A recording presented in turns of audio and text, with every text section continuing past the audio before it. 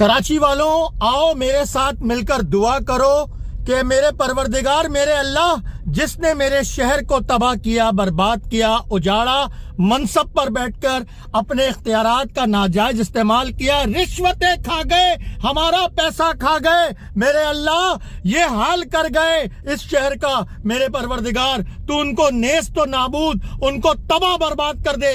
بولو کراچی والوں مل کر آمین۔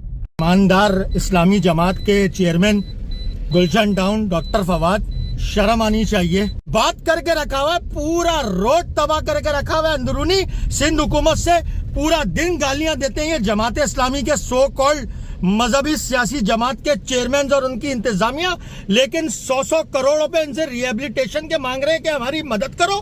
ارے کس بات کی؟ جو تمہارے کو ہر ماہ اوزیٹی دے رہے ہیں اس میں تم کیا کر رہے ہو؟ یہ کر کیا رہے ہو تم؟ اتنی نااہلی اگر تم سے تو چھوڑو ہوتا، گھر جا کے بیٹھو نا۔ ڈاکٹر فواد چیئرمین ٹاؤن گلشن، بتاؤ لوگوں کو کہ تمہارا کیا ہوا کرا دھرا ہے، سب نہیں کر سکتے، گھر جاؤ۔ اور خبردار اگر کسی نے مجھ سے کہا نا کہ اس طرح بات نہیں ہوتی نشاندہی کرانے کی، تو جس میں گزرتی ہے اس سے پوچھو۔ لوگ مر رہے ہیں گر گر کے، یہاں پر تباہ برباد ہو رہے ہیں۔ ہم کراچی والے تمہارے نوکر نہیں ہیں۔ یہ پھاڑ کر، یہ یونیورسٹی روڈ کا بیک سائیڈ والا روڈ ہے، گلشن اقبال، یہ بھی گلشن اقبال ہے، یہ اقبال کا گلشن ہے، اجاڑ دیا ہے تم نے، اجاڑ دیا ہے۔ شرم کرو، حیا کرو، خدا کا واسطہ جینے دو عوام کو۔ یہ جماعت اسلامی کے ٹاؤن چیئرمینوں کو اس لیے نہیں منتخب کروایا تھا۔ ارے میں تو کہہ رہا تھا ماموں کو اپنے، ارے یہ بدھو کھاتا ہے بھائی، یہ دھوکہ ہے، لیکن نہیں، ہمارے ماموں کی وجہ سے پھنس گئے، سب کے سب تباہ ہو گیا معاشرہ۔